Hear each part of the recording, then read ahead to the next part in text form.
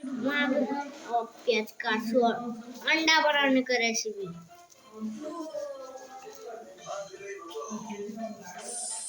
एक काटी पास बोल गाइस प्याज काटे और थाल में हाल्छु अंडा भएको हाल्नुपर्छ।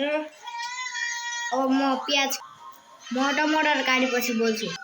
गाइस अब टमाटर काट्छु। गाइस प्याज काटे अब यो अंडामा प्याज हाल्छु गाइस।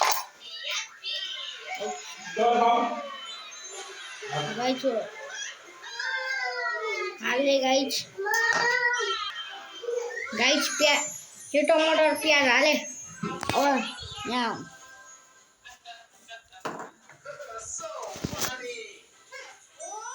यहाँ यो पेन हो गाइस।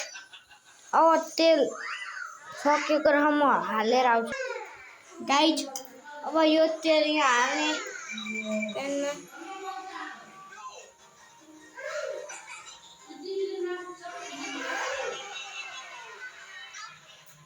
सबैतिर घुमाएर हाल्ने